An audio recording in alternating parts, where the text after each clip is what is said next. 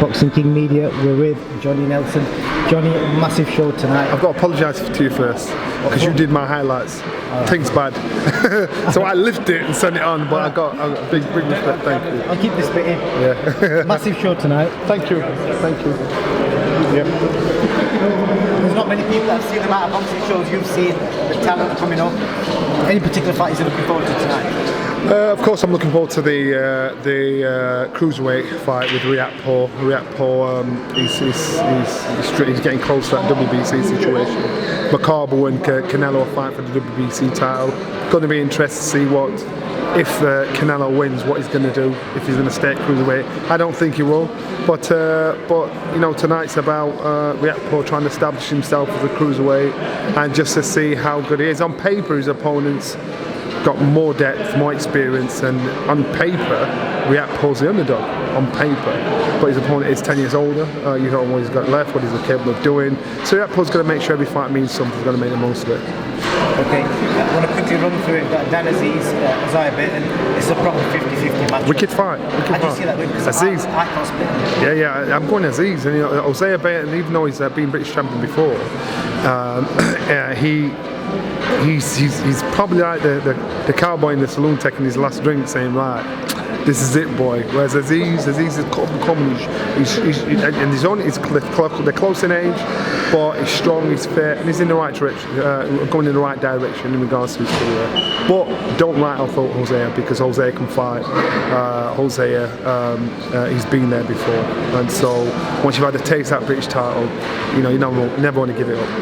Quick word on the Aziz brothers, there's a lot of hype around, especially Adam. Yep. Asking obviously wants to take it slow. Have you seen much of them, apart from obviously what you've heard? Yeah, so Adam, he's the one that they're saying he's probably tomorrow's superstar. His brother, he admits that I'm not as good as my brother, but you know what? When he fights, I fight. We work out together, we travel together. So it's a good introduction. It's good to see him coming through, because it's always nice to follow a story. And you hear the rumblings about him, so let's just see how Adam goes on. Okay. One of the fight I want to ask is obviously not tonight, but it's a fight that I know excites you every time we talk about it. I mean, you can't kill BROOK. There's strong rumours coming that he's going to land on Sky probably Feb next year. What do you know about it? I'm actually trying. I actually always try not to get excited about it, because it's been on and off for so many times. It's like a guy being dumped by his woman, and she said, "I'll go out with you today," but then she changes her mind. This fight has been on off. So I don't want to get too giddy excited about it. But the problem is, Kel said he signed his side of it, and that was over 2 weeks ago. And he's not said a word.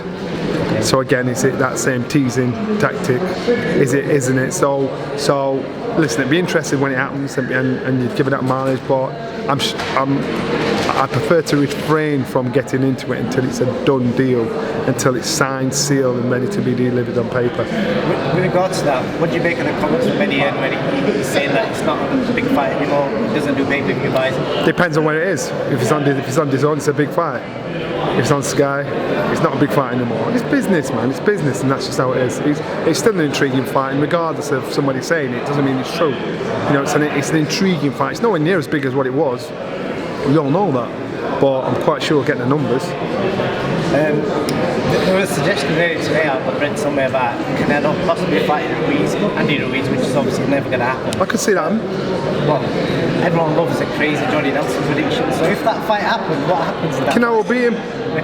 Yeah, Canelo will beat him, because even though Ruiz is you look at Ruiz and you think, and you're fearful of making a mistake Anthony Joshua did, or all the opponents that boxed him before that couldn't beat him, thinking they're looking at him, he's out of shape, what's he got? You know, if you're a big guy and you've got someone that's short but got long arms and can punch, you're not a freaking nightmare. But then someone like Canelo getting in there, you know, the amount of times I've seen lighter guys get up there and beat up heavyweights, you know, people are just thinking, nah, it can't be right, it can't happen.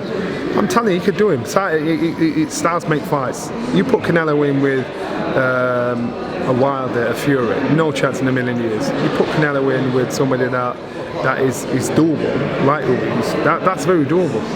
But then again, you know, I know they've trained together as well. So if he's talking about it, that means he's seen something that makes him think he can do it. Well, that could be the wildest Johnny Nelson prediction ever. That Canelo beats Andy Ruiz. I want to sign out on that. All right, cool. Do the fights tonight. No problem, man. Please. Thank you. Yeah, man.